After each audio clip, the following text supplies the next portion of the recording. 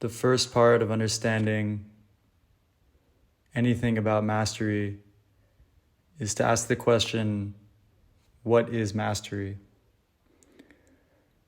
Mastery is being able to consistently produce the desired result in your field. It is not having one good game or making one amazing painting or creating one good song or album. Mastery is the ability to consistently produce the result you want. Thus, you have mastery over your field. Who can become a master? This is open to everybody. If you're a living, breathing human being with a functioning mind, then you have the potential to become a master in whatever field you want to pursue. Mastery has very little to do with skill, talent, and gifts, but a lot more to do with intelligent work, presence, understanding, and hard work.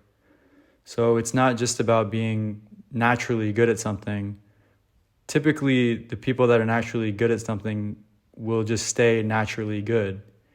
Mastery involves much more than just having a natural skill at something, because you have to really understand all the distinctions within your field to a level that you can function and operate to consistently produce the desired result in your field.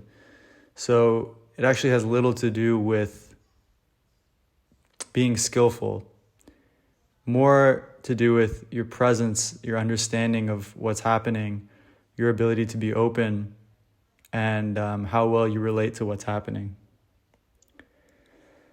So within mastery, I've found that there are 4 main pillars to mastery that I'd like to share.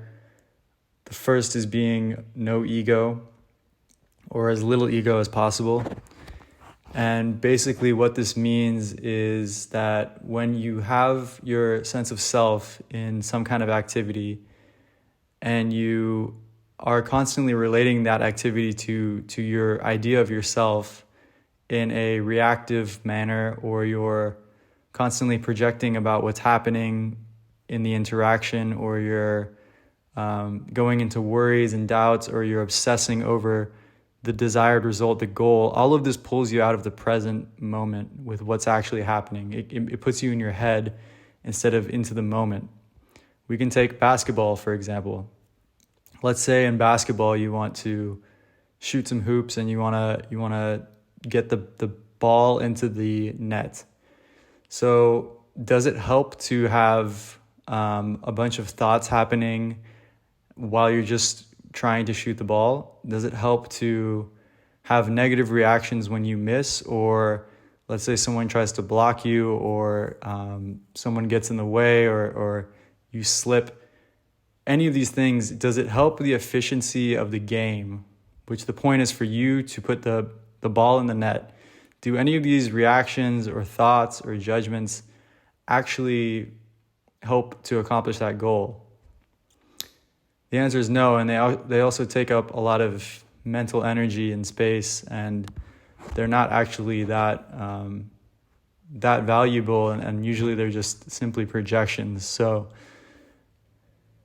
the point here is that imagine that you just use your body as a tool for the purpose of getting the basket into the net, and you were just completely present with every shot, and you didn't beat yourself up when it didn't go in, but you just corrected, oh wait, actually what if I just do it this way? And then you just shot the ball that way and then tried this and that, instead of having multiple thoughts about it and projections and things like that. It's much more efficient to just have an empty body, you could say, that's total purpose is to put the ball into the net. The next pillar that kind of builds on this is presence. So it's always staying with what's actually happening.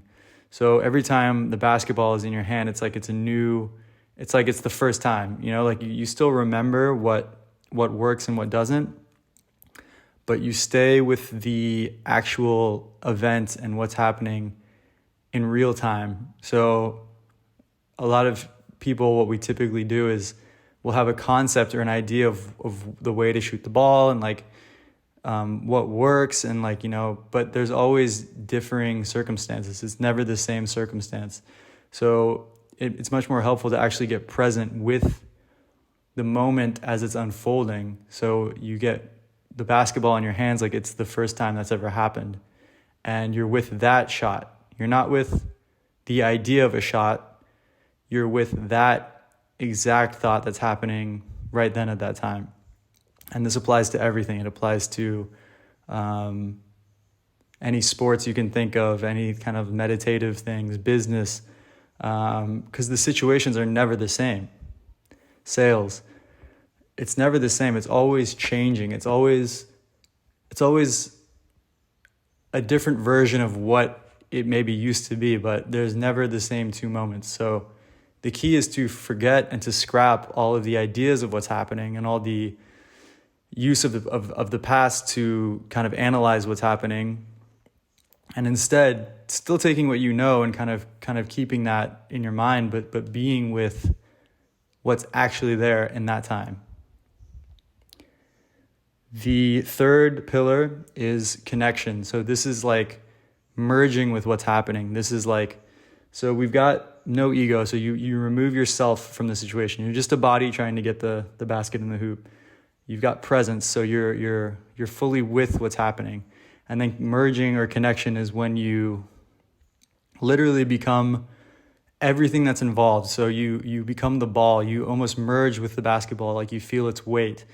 Every variable that's involved, like the sneakers, your basketball sneakers on the court, you're feeling every distinction there, which players are where, and so you merge with the moment. It has a lot to do with presence, but it's also a little different because you're actually feeling everything that's happening. So there's this player here, the basket's this far, the basketball is here, my feet are here, this means this. So you're connecting with the moment. You're not in your head. You're actually completely merged with your craft. If this is music, you're just completely in tune with all the instruments as they're happening at that time. If it's painting, you're merged with the paint. You're one with the painting. Business, you're merged with the deal that's happening. Dating or something, you're completely present with the person that you're speaking to. You're merged into them. You're feeling into their thoughts, feelings, intentions, like what's going on for them, not just what's going on for you. And this makes you much more effective in navigating these arenas. And the last pillar is to knock out any negative forces. So let's say like for meditation, or you're trying to master your emotions, or obviously just no negativity is always helpful, because it weakens our system to beat ourselves up or to be negative in any way, or to have negative thoughts that we can't do this or blah blah blah. We all know them. Worry, fear, all these things, they just take energy and they bring us out of the present moment. They bring us into our heads. So when saying like no negativity, obviously this is like no negative self-talk, because it just ruins efficiency. I mean, imagine someone that's in their mind during a basketball game, like beating themselves up because they missed the last shot, or someone who's just, they missed the last shot, but then they're back in the game, they're back present, and there's no negative self-talk there. Like, who's going to do better? But also, this is also not allowing for any negative things to happen. So, like basketball, again, this is a really good example. It would be like someone tries to block you, or someone tries to steal the ball, or someone's going to foul you, or something that is going to hurt the game. It's going to hurt your chances to win. This is something negative that's coming at you, or you're boxing and someone throws a punch, This is something negative. So the idea in mastery is to recognize all of the things that are negative, that are harming your goal, and then doing your best to dodge them, not necessarily resist them and fight them, because sometimes it's better to just yield to them. So like you're getting a punch thrown at you, you just dodge, or you could even like pull that guy's arm in and then hit him, and then you used his force. So it's not always pushing back and resisting the negative, but it's using it and understanding where it is in your field to create a much more efficient job of having your goals reached and having a positive experience. So as you can see, this is just a very brief overview of mastery. There's going to be many more videos to come. But as you can see, mastery can actually apply to all areas of life. So it's much more of a mindset and an attitude than it is just something you do when you're playing basketball. But like, how can I eat masterfully? How can I communicate masterfully? How can I make love masterfully? How can I work out masterfully? How can I read? How can I get my habits down masterfully? How can I master my life and my business and my finances? So it's literally mastery in all aspects of life. It overwhelms you, it takes you.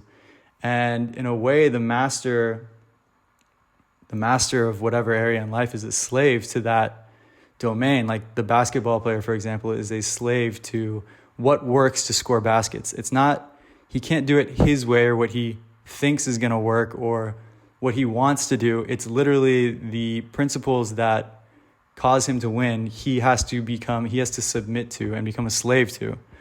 So in this way, it's very powerful because you get to surrender yourself to your craft and what you love.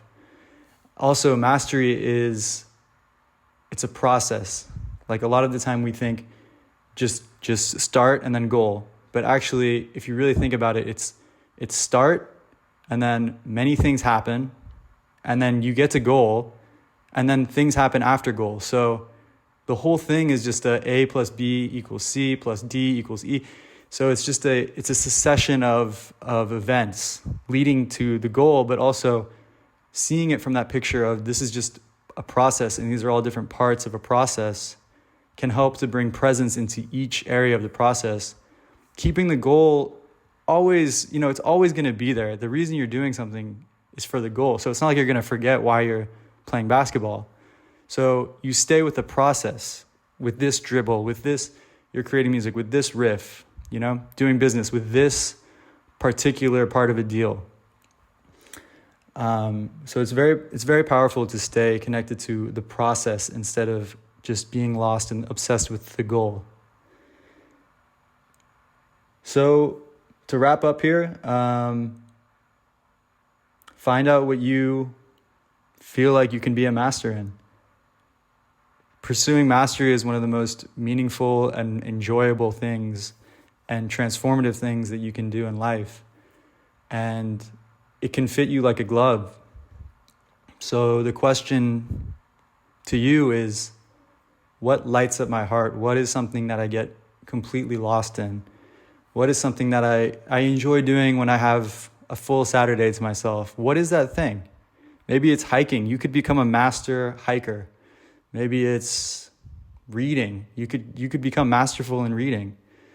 Maybe it's just relaxing. You could master relaxing.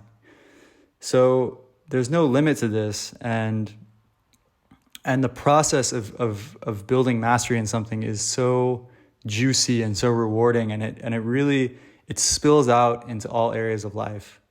So I hope you enjoyed this video. I hope it gave some inspiration, some clarity. There will be many more to come on this topic. Much love. Aho.